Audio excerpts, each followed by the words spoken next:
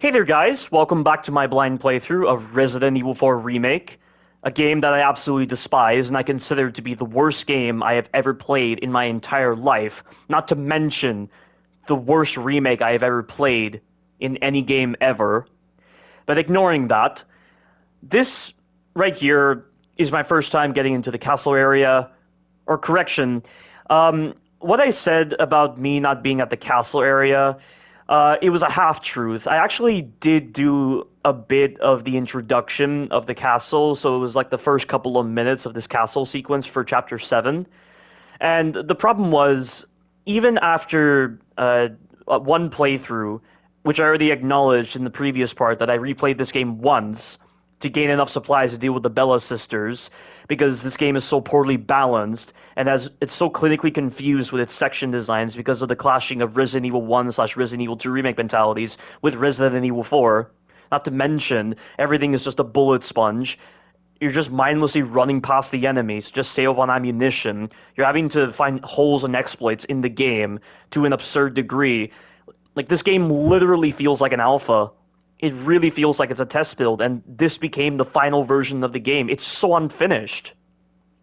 But getting back to the main point, I had to replay this game once to gain enough supplies to deal with the Bella sisters. I did that. I then fought Vittorius Mendez. And then what I decided to do then was do another playthrough. And this is why I said I would be posting two alternate playthroughs. So, alternate playthrough 1 was the very first replay of this game I had to do in an anachronistic fashion to actually make the game serviceable for this blind playthrough. And then for the second playthrough, I thought I could do better. And so what I did was I implemented the strategies that I found. I then crafted nothing but shotgun shells. I mean, occasionally I would craft pistol bullets, but there was never really a need to do so. And I also applied some new knowledge from my subscribers. I mean, some of the new knowledge wasn't applied to the second playthrough, but I applied that, and then I managed to get to this part. So what you're seeing right now is the continuation of the second playthrough, which is becoming the blind playthrough. I may still include a alternate playthrough 2.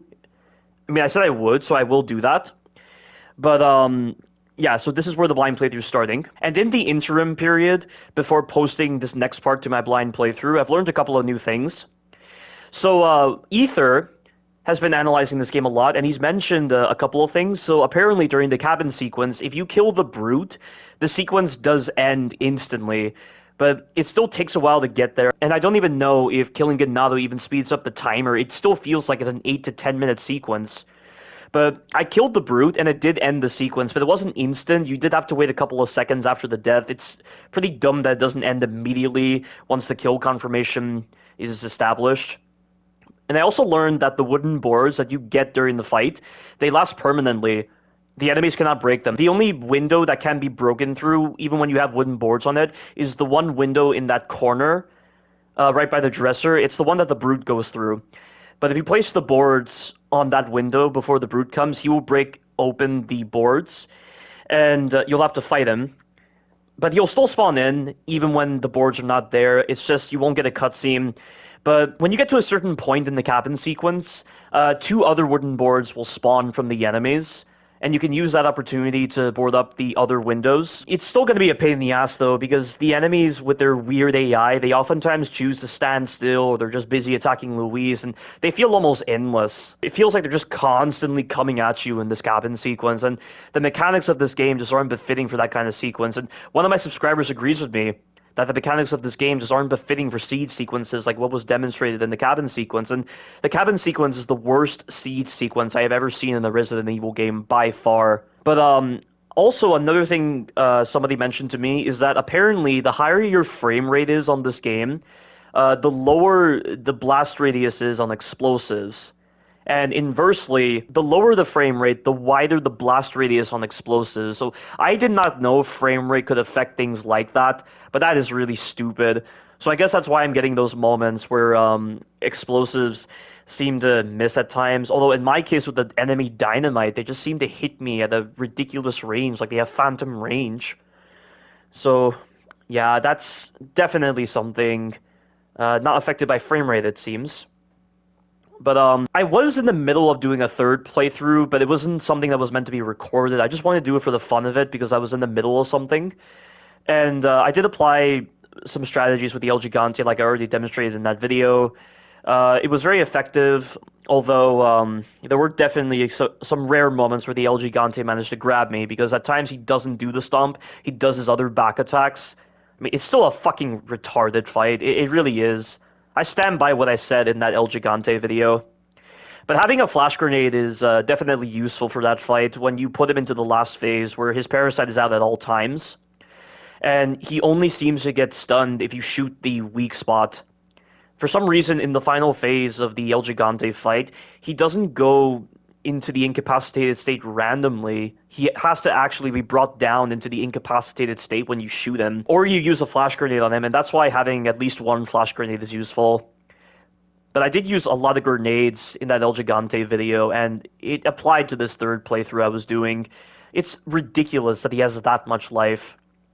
And it doesn't really matter if you use the grenades there, because you can easily amass on a lot of explosives before the cabin sequence anyway. And also, I forgot to mention this as well, but I stumbled upon a random article on Resident Evil 4 Remake when I was just looking through them. And apparently, someone has figured out a way to skip the village fight, but I tried to do it myself, and it just doesn't seem to work unless you have a sniper rifle. And apparently, when you start professional difficulty, you start with a sniper, but I don't believe that, because one of my subscribers would have actually mentioned that because he completed professional difficulty with an S+ rank. And I feel like he would have mentioned that, so I don't buy that you start with a sniper rifle on professional difficulty. But apparently, using a sniper rifle, you can actually shoot the bell that rings to cue the end of the village fight. It sounds like a cool idea, but because you can't apply it to normal play, at least that's assuming you don't spawn in with a sniper rifle on professional difficulty, it really isn't that interesting of a design. And people keep lauding this game for having so many details, this and that. Well, they took the time to put in that kind of detail, yet they couldn't even bother refining the general gameplay. How about you focus on refining your core gameplay before you start implementing such Easter eggs like that, new Capcom? Such backwards thinking that is. But that's all I really have to say until something crops up in my head again. But let's just get started with this beginning to the castle area. Hola, Luis here. You guys still around? So somehow Luis was able to get a radio and contact Leon. I have no idea how that's possible. And it's just strange that Leon isn't asking, how did you jack this line? Like, is Luis jacking the line, or is he connecting to Leon somehow? Like, I don't see any radio on Luis in any of the cutscenes. So how is he contacting Leon? That doesn't make sense. Let's see. And it just adds more absurdity when you realize that Luis is somehow in the castle. But how? How is he conveniently here? I could understand in the original version of Resident Evil 4 if Luis was following Leon and Ashley, but here it just seems like he's conveniently here before they get into the castle. Why? I mean, I know he said he was going to get that amber sample for Ada, but sneaking into the castle and then conveniently Leon and Ashley are here, that just doesn't make any sense. Oh, also, something I forgot to mention, I have the Red 9.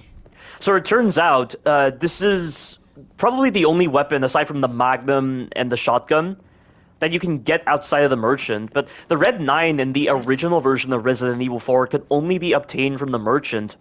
But it turns out, on my second playthrough of this game, in Chapter 4, when you're in the boat, you can go to the middle of the lake, and there is a structure that you can go onto. I mean, I did go onto that structure in my blind playthrough, but I didn't search thoroughly enough, and there is actually a crate that has the Red 9 pistol. So that's why I have this pistol, and that is surprising, but I just wonder why they didn't apply this to other weapons. Like, why can't you get the sniper rifle outside of the merchant? I mean, with how much this game is forcing you to rely upon arbitrary damage values, or with how everything just feels like a damage race, why do you not give the player the sniper rifle, or the bolt thrower? Why do you not have the bolt thrower? If there are going to be those stealth sequences that only feel possible if you have the bolt thrower, because the stealth is invalidated so much on this game with the way the enemies are placed, with the directions they're facing. It's almost like the game wants you to be in combat. when you have one enemy just facing in a direction that you need to go, and you'll get seen every time. And to reiterate on this point again, if the Red 9 pistol is available outside the merchant, why can't you get the bolt thrower and the sniper rifle outside the merchant? You can probably get the Magnum outside the merchant because that's how it was in the original version of Resident Evil 4. But with these other weapons, why can't you get them outside the merchant? It doesn't make sense.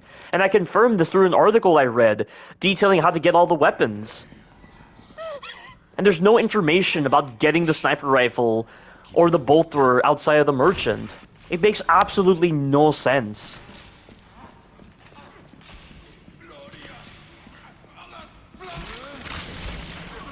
I'm just gonna run past this guy, and he makes me stumble. Because for some reason when the enemies run at you, they make you stumble, which is stupid.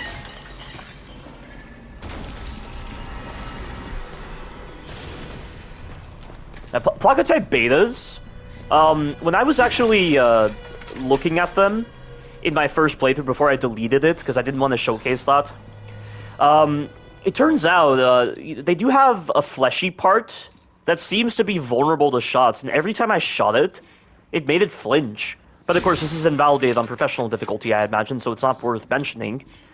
But Placotype betas are a lot more dangerous because rather than just having one single attack where they wait a bit and then they bite your head off by just going up and then arcing down, they have horizontal attacks as well. Like, they can do a general thrust animation with their mouth, and it's pretty dangerous. But other than that, I'm not really sure what else you can really do with that enemy type. But at least on this playthrough, I have a lot more ammo. Like, when I first got to this castle sequence on my blind playthrough, I mean, after the alternative playthrough 1, I had almost no ammunition, so this sequence was a fucking mess, because they didn't bother giving you more ammunition before this part.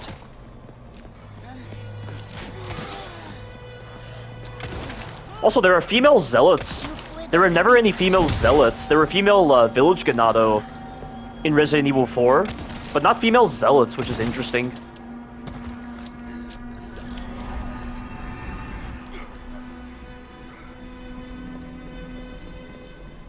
But you see that? 2 autosaves that close to each other. Why?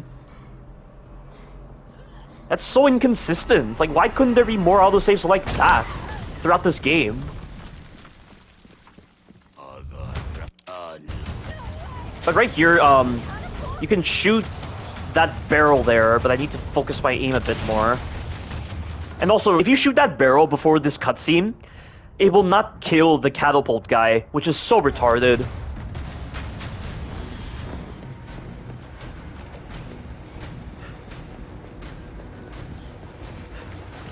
I guess this is their idea of a warm welcome.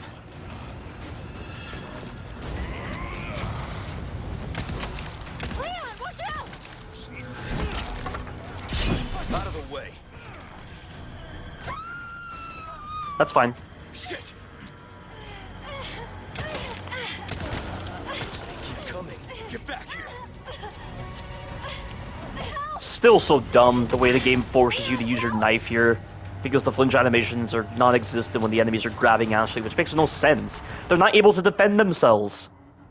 They're in the middle of just being preoccupied with Ashley. They're not focusing on you. They're not trying to tighten up their defenses or anything. And yet they're not flinching. There's the fucking close-range bullshit again. Doing that close-range grab, and even when I crouch, the hitbox is so broken on that move. Which yet again, why they don't let you deflect grabs is beyond me.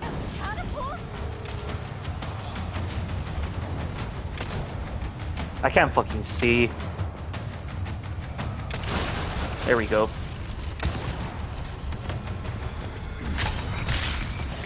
Also, these enemies drop a new kind of knife. They drop boot knives, which I believe have a little bit more durability than kitchen knives. But for some reason, in the description of the item, it says that durability was not originally built with the boot knives in mind. Which I don't understand, because they have more durability than kitchen knives. Shit. Get back here.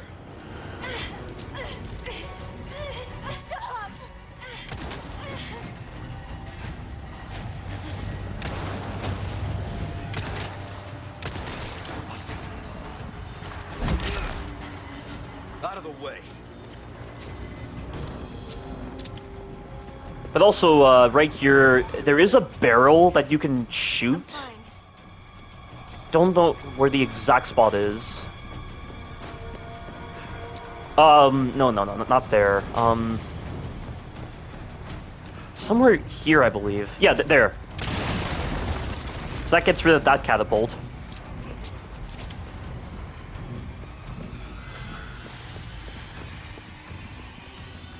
I'm not entirely sure how to get rid of that catapult over there. There is an enemy around this corner here. And he will turn into a Placotype Beta.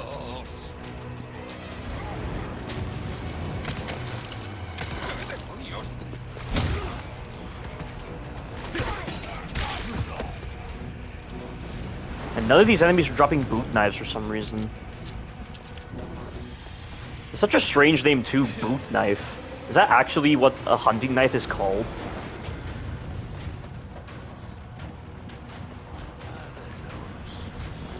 Oh yeah, there's this guy over here. This could work. Wow. I can understand Leon surviving a fall like that, but Ashley? I don't really understand.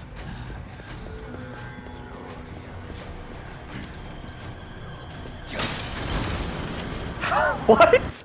That makes no sense, but I'll take it.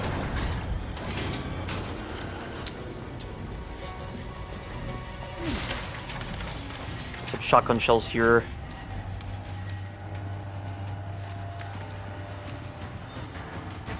Is this how you get to the other catapult?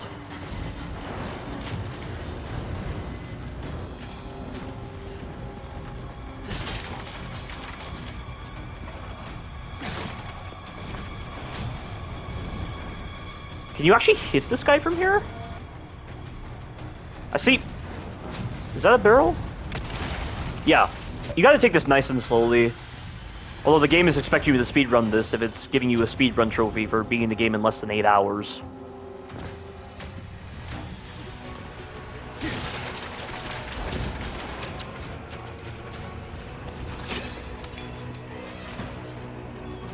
So I guess the blue medallions are being treated like those, Kafka emblems from Revelations 2, where each area has a specific amount of emblems.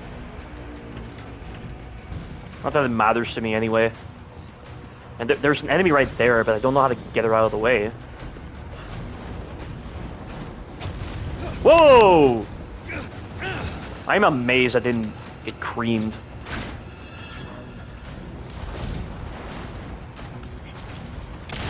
Okay, so I missed that barrel there. Do I have healing items? I have a green herb, so I'll use that. This is going a lot more smoothly than my first playthrough of this section.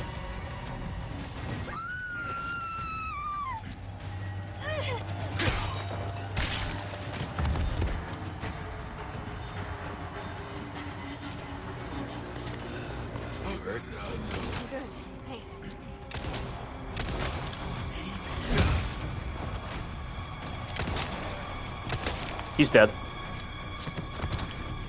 There aren't as many enemies, it feels like.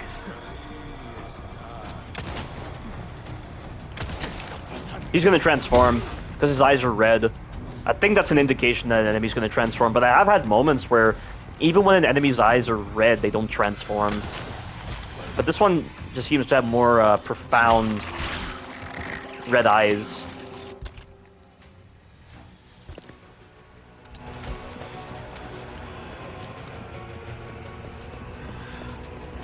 There is a trophy for killing a zealot. Oh!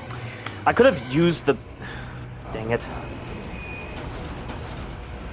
There's... Okay. Okay, got that trophy. Firing again.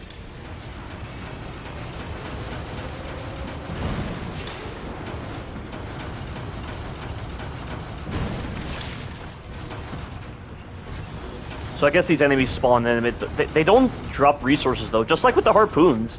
So it seems like if you kill an enemy through a special mechanic not built into the natural gameplay, they don't drop supplies.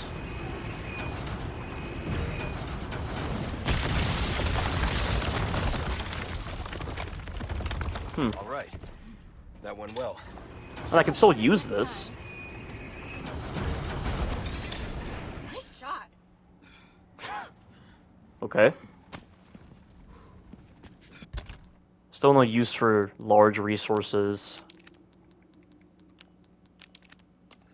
Maybe they're useful for those heavy grenades, because I know there's a heavy grenade in this game, which sounds really stupid. A heavy grenade. Oh, they drop supplies, never mind. I just couldn't see them. It's odd, because when I was using the harpoons back in Chapter 4 to kill the enemies, they never dropped supplies, but this time I used the cannon and they dropped supplies. That's very strange. And I really wish I saved more knives, because the Garrador coming up, you can use your knives to do stealth attacks on it. And it takes like 4 knives, or even greater than that to kill Garradors for some bizarre reason. And there is a trophy for killing Garradors with only the knives. And here it is. And the merchant's here? Look at this place. I seriously don't know how this guy teleports, but again, he doesn't exist in the natural universe of Resident Evil. Yet for whatever reason, New Capcom is treating him like he's real. And so are the other characters. And seriously, there aren't any supplies here? I mean, there is this. But I know there's going to be a big combat encounter right here, and it's going to go very poorly.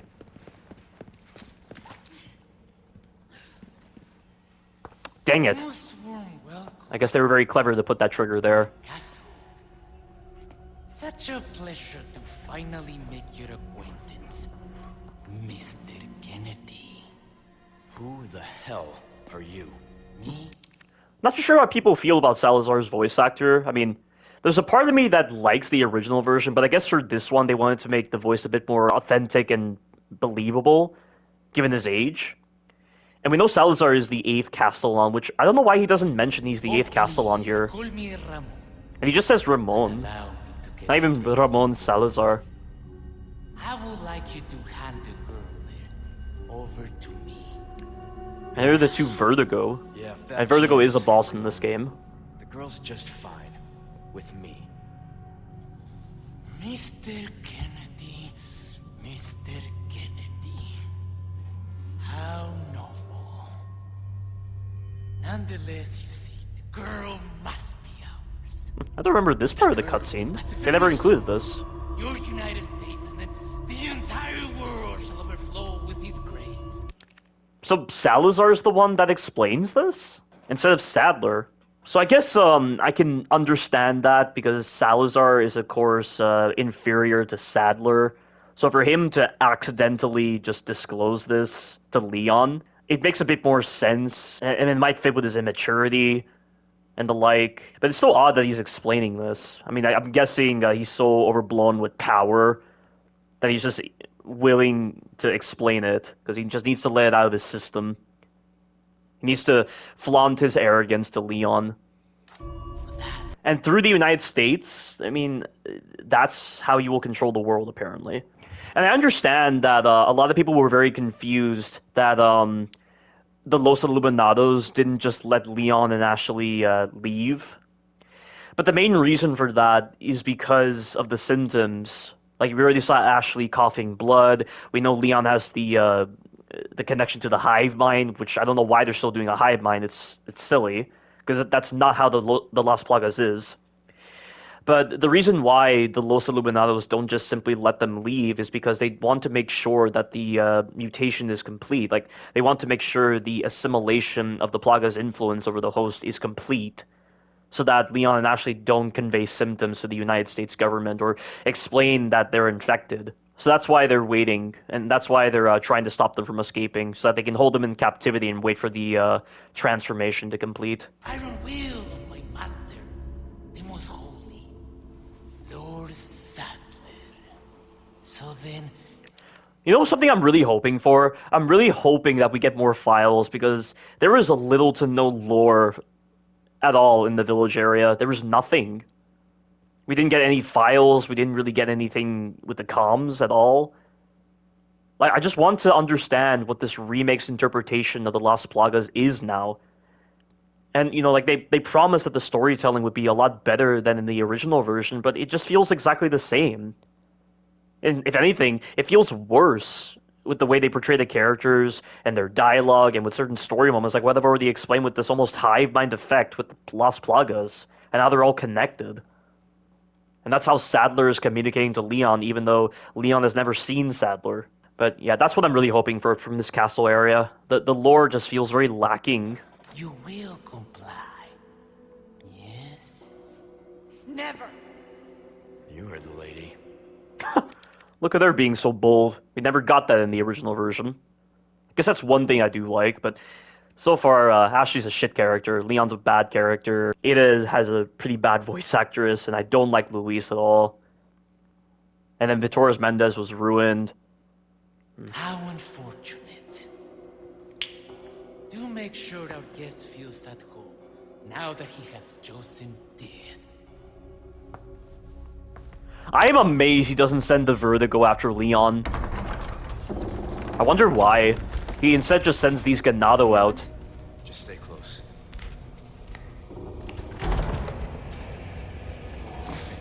This is going to be fucking awkward. Oh, they're behind me.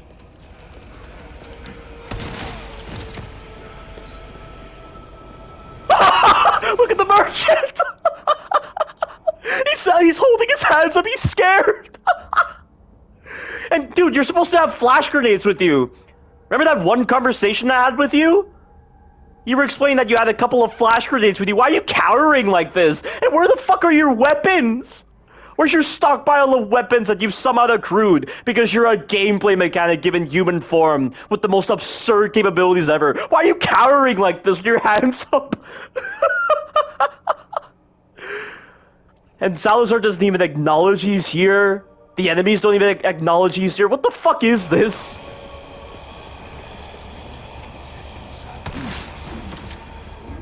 That is so retarded. Not gonna lie. Whoa! An actual evade attack from the scythe.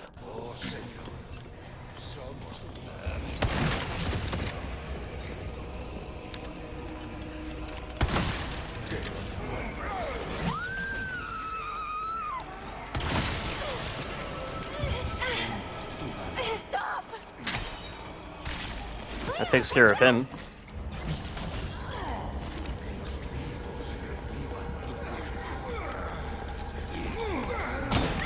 Ashley!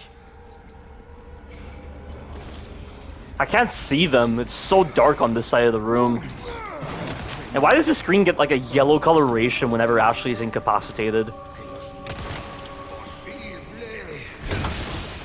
Oh good, at least the melee attacks can stop the enemies from using their shields.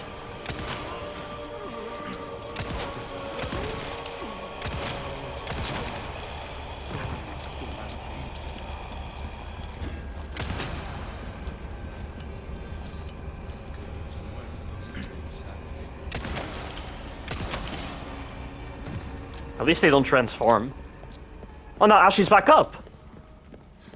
Huh. I thought you had to always get her up whenever she's down. But she gets up on her own sometimes.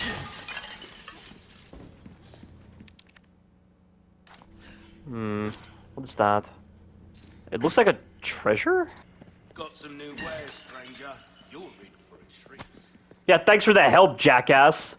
So much for you supposedly having the world's arsenal and flash grenades at your disposal. Won't open.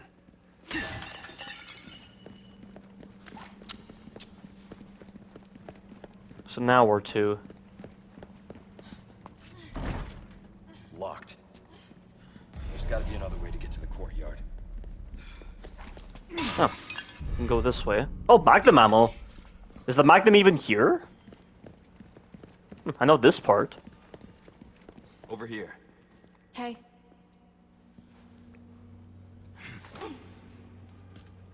I need you to open it from the other side.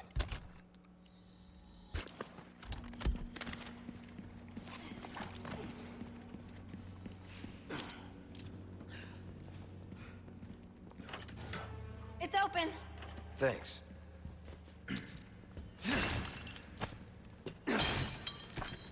He does the same animation in Resident Evil 6. Whenever he's breaking vases at the height that they're at. An elegant perfume bottle, just another useless treasure.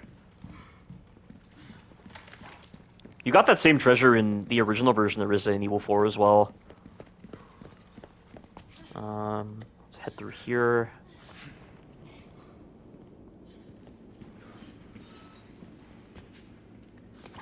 Can't get through here, it seems. Looks like we can continue on this way. Be careful. So this is where the Garrador should be. Yeah, it's him. This is the Garrador.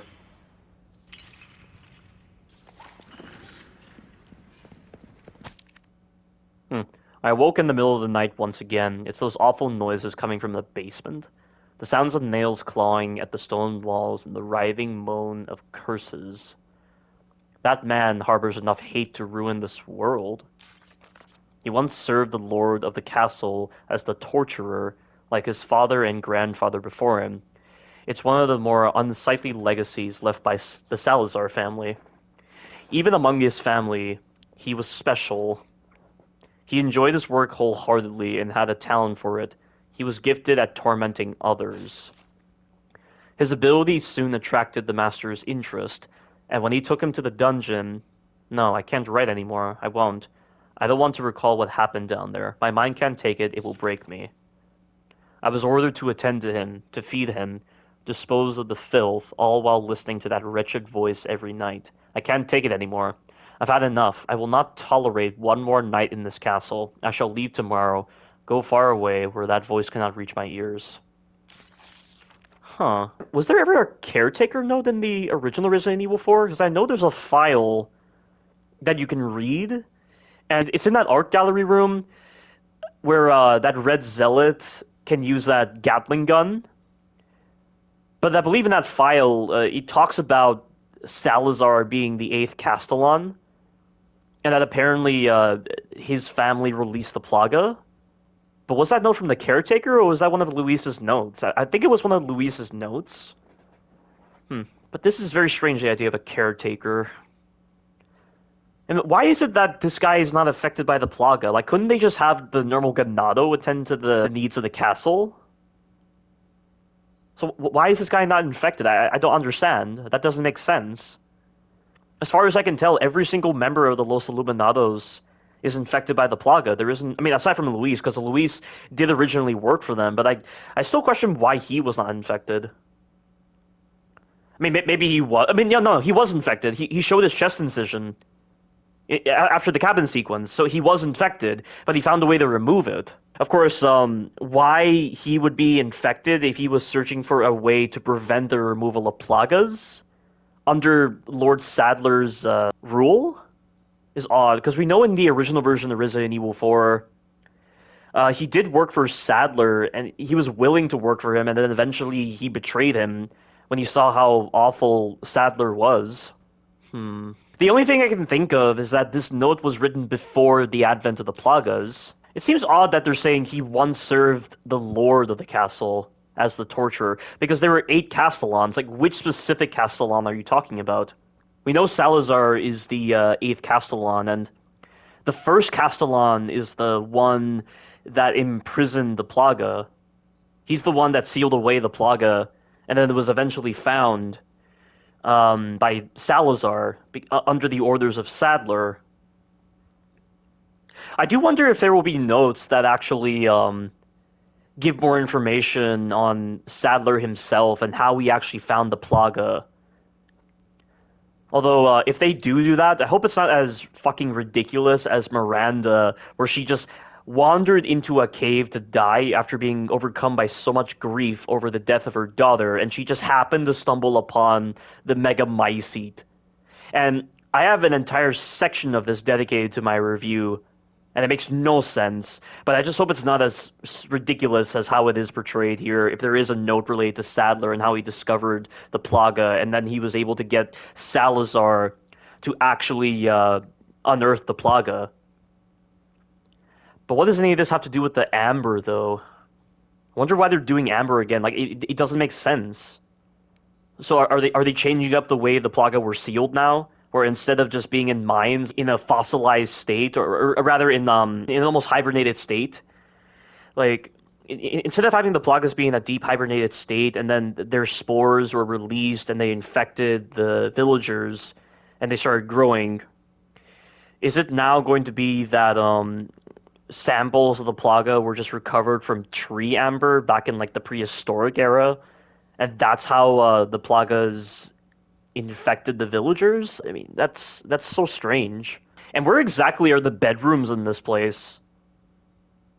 I'm amazed this guy could hear anything from a basement when his room is probably nowhere near the basement. But it's clear that the Salazar family is steeped in iniquity, which is why he says it's one of the more unsightly legacies left by the Salazar family. And we don't know when this torturer served the Lord, like which specific Lord. Poor bastard. That's no way to go. I feel like these gruesome deaths were a lot more sinister in Resident Evil 7 and Village. I'm not really feeling much from this, because the Salazar family doesn't compare to how sadistic and evil the four lords and Miranda were in Resident Evil Village. Like, they are the most evil villains I've ever seen in the entire Resident Evil series. What was that? Do they keep animals down here or something? Are you for real? How does that sound like an animal? Oh wow, they have this same torture device in Resident Evil Village. Now this is a problem because I don't have a knife. There's a checkpoint, so something's going to happen.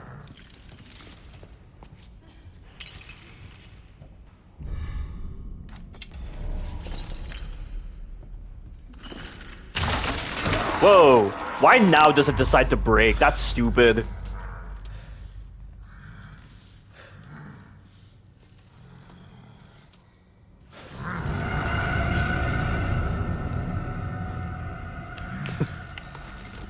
Can't see me. But I can't hear you, dude.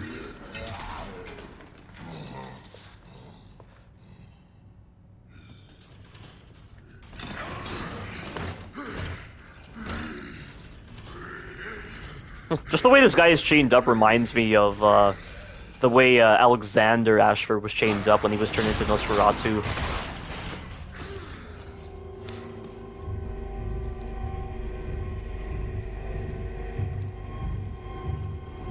Okay. But without any knives, I don't know what to do. At least that doesn't allure them.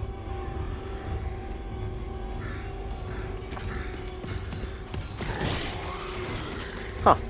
He's just blindly swinging.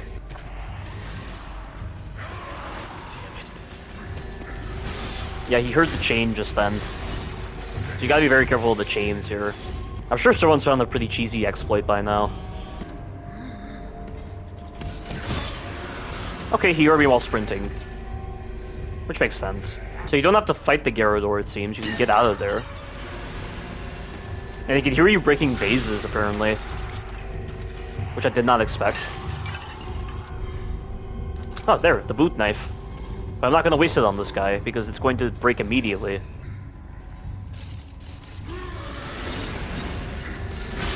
Ow!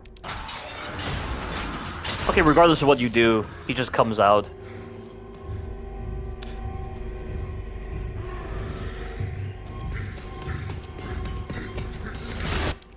How the fuck does he know where I am? And how the fuck is he able to track the walls? Like, he's not using echolocation. He's not, like, sleepwalking, he's just using location mapping.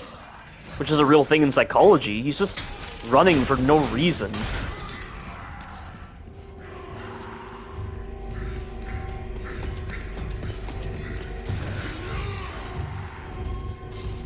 One has to wonder why Leon doesn't throw objects to distract him. That would make so much more sense. You can't even shoot the chains down. And I did not get the boot knife, unfortunately.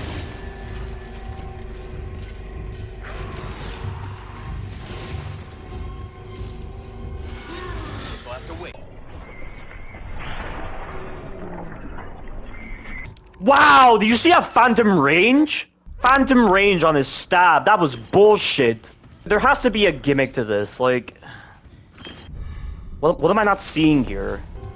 I'm sure this is a very simple fight, I'm just not really understanding how this works. You know, this would go a lot more simpler, Leon, if you actually knew how to go prone. But apparently that's too hard for you. Ethan Winters can go prone, why can't you?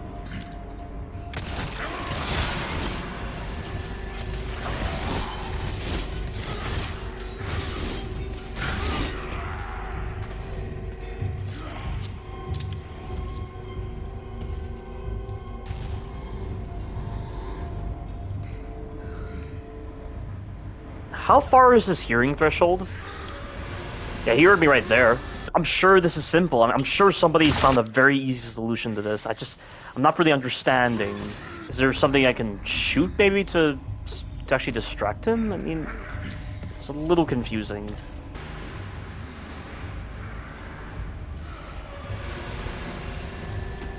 Wait, how did he know? What the fuck? How did he fucking know? I didn't hit anything!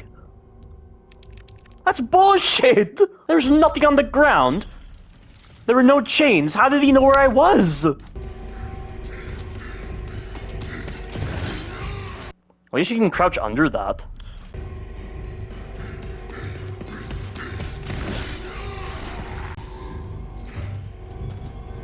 He's not running.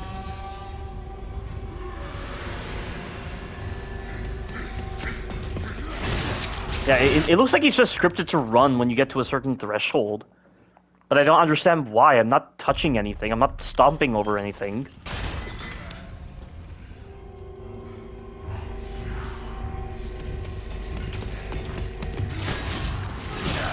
Oh man, that could have been perfect right there. But is it just the metal grating on the floor? I mean, it's not making any kind of distinct audio. But how is he hearing it? The only thing I can think of is you need to stun him and then go for the crank. I would try to use a flash grenade, but I feel like I'll need the flash grenades later on for the poorly balanced sequences coming up. Yeah, like I thought. Gotcha.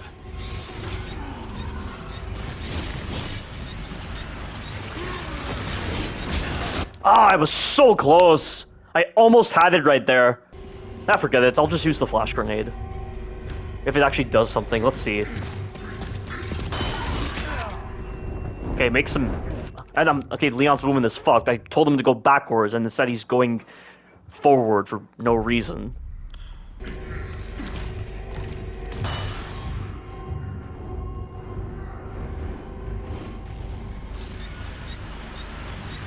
We'll have to wait. That did it. There is no point in killing this guy. He's not going to drop anything useful.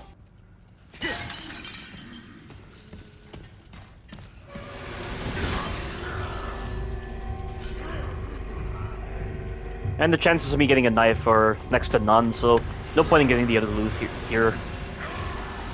But I just wonder if there's another way to actually stun this guy without a flash grenade. Because the only guaranteed flash grenade drop there is in Chapter 4, when you go to the first symbol area that has all of those Ganado, that has way too many Ganado, and you hit the first crate and there's a flash grenade in it, but I don't know of any other... I mean, there is, like, before the first village fight, there is a guy that has the flash grenade, but the problem is, with the other enemies in the way, it's impossible to get it consistently. But I don't know of any other guaranteed locations for flash grenades. It's you. What happened down there? Nothing. You were right about the animals, though.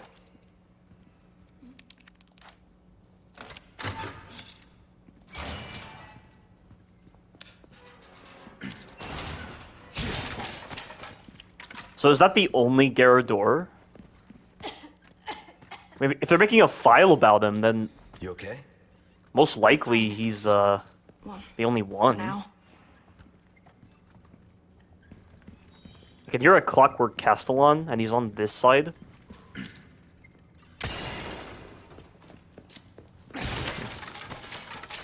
You probably haven't noticed yet, but the Clockwork Castellans resemble Salazar in the original version of Resident Evil 4.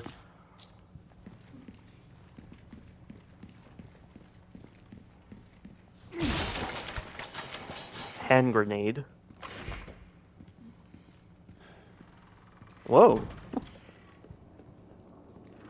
Wow. Look at all of this.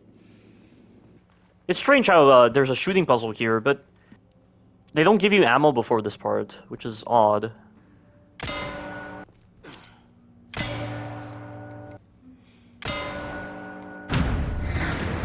Huh. Why are there two snake symbols? What's the point of that? Bloodied sword. What's that used for? Well, it's just a replica. Only a couple of uses for it. Too bad you can't use it. And use the iron sword. Use the gold sword. Something, dude.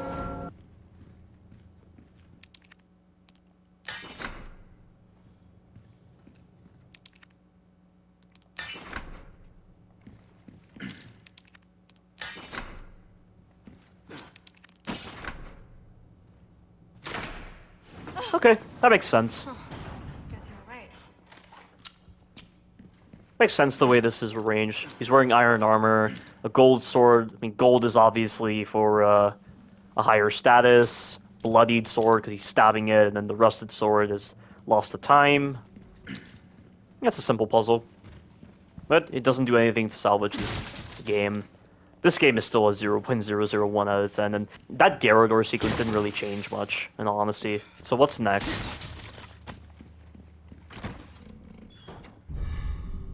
It's more of this treasure.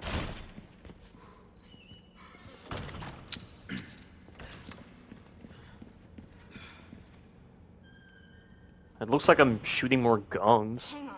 This is the same room as before, isn't it? Guess we just circled around. This is a shortcut. Leon, what are you doing? Don't even think about trying this yourself. As if. Leave this one to me. Oh, she's doing it. Nice.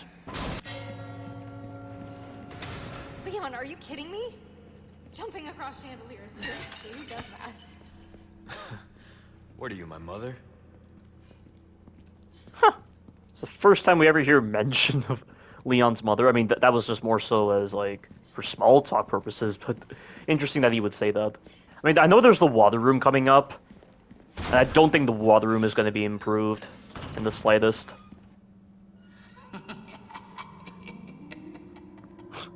Is he really using that? Salutations, Mr. Kennedy. Then again, Salazar did use such a mechanism To hand over the girl, in the original Resident Evil 4. This guy again. I've taken the liberty of preparing some entertainment for you. Like you said in the trailer. Without further ado, the gallant knight protects the princess fair. Ugh.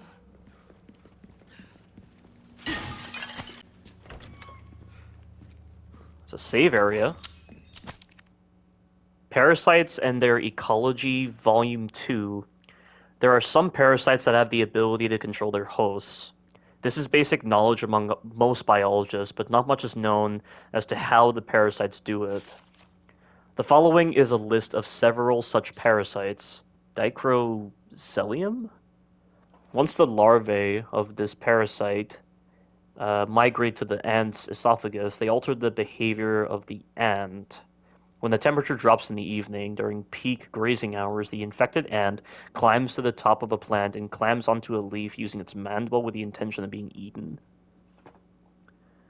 That's describing cordyceps, not dicrocelium. I watched the video. I mean, what else would I be watching if we're talking about The Last of Us HBO? I literally searched up cordyceps on YouTube, and I saw the behavior of the cordyceps out in the wild, but, like, basically, what happens is, when cordyceps bonds to an ant, or like, it infects an ant, it doesn't actually travel to the brain, it actually infects the muscles, like, it actually takes control of the muscles, and it stops the production of a hormone that allows the ant to control its movement, so this effectively leads to the phenomenon of the ant being trapped inside of its own body, unable to assume control. And so then the cordyceps guides the ant to go to a leaf, and it hangs upside down on the leaf, and then it actually bites the leaf. Like it says right here, it clamps onto a leaf using its mandible. It says with the intention of being eaten, but I don't know why cordyceps does that as well. And I don't know how cordyceps can even identify a leaf. Like, how is the cordyceps somehow like taking control of the visual cortex, or like everything related to visual production within the ant, and it's just it has like this knowledge to it that it just knows what a leaf looks like. I mean, that would almost imply the cordyceps is alive. I mean, it is, but like that amount of thought to identify the shape, the color of a leaf, and just having the forward knowledge to actually guide the ant to a leaf. I mean, is this something? It can't be something like genetic memory passed down from ancestors of this fungus. That's very odd. But let me actually look up if dicrocelium is real. It didn't do that with the blowflies that they showed in that one file in Resident Evil Village, and also with like the tardigrades and other specimens like the Narca japonica. I mean, the Narca japonica is a stingray, but it's not actually a microorganism. Dicro... Oh, it is real. It's a parasitic fluke that tends to live in cattle or other grazing mammals. Huh. If it lives in cattle or other grazing mammals, why would that be in ants? Dicrocelium dendriticum. Oh yeah, there are scientific articles on this related to Dicrocelium dendriticum. It's a parasitic flatworm. And I wonder why this file is saying the ant's esophagus. Interesting. I'll have to look at this up when I actually see it again. Galactosomum. The larvae of this parasite make their home inside the brain of a fish, such as the yellowtail and the parrot bass. Parrot bass. I've never heard of the yellowtail or parrot bass. Once infected, the fish makes its way up to the water's surface, where it will swim until eaten by seabirds. So all the parasites that are described so far, the end result is they guide the host to be eaten, just like with this ant and just like with this fish. Let me just see if this one is real as well. I mean, most assuredly it is. Yeah, they are real. And now for this one, Leucochloridium. Huh. Much like Cryptosporidium. With that suffix. This parasite's sporocysts develop in the snail's eye stalks. Oh! I remember reading this somewhere. Something about a snail's eye stalks. I read this somewhere in a scientific article related to the snail's eye stalks. It must have been something I accidentally saw when I was looking at cordyceps. Oh, no. It was in the video. It was in the video that they actually showed related to the cordyceps. About the snail's eye stalks. They showed this. But I don't know if they used the term leucochloridium. The parasite's sporocysts develop in the snail's eye stalks where they pulsate like worms. They alter the snail's behavior and force it to move to the top of a plant to make it more visible to birds. Once eaten by a bird, the parasite will complete its metamorphosis into an adult. I wonder why this is a commonality with so many parasites. I mean, I know like viruses, for instance, they have this programmed behavior of reproducing. So I guess it makes sense that there's this step process that's ingrained into their genealogy or the like. Or not really with their genealogy. I mean, the behavior of an organism isn't exactly related to their genealogy, especially when you're talking about very complex behavior like this, of assuming control and then guiding the host through various mechanisms. The actual intelligence of these parasites is very interesting when considering this.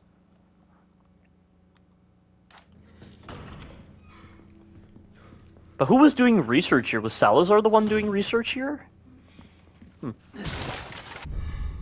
Oh, boot knife. Excellent. But which way is not the main path? I want to go there. I don't want to go down the main path immediately. As much as I do hate this game, I still want to explore the side areas. That looks like the water room area. But then you have the typewriter here, and I knew it. I knew this door would be locked. I had a feeling that was a shortcut.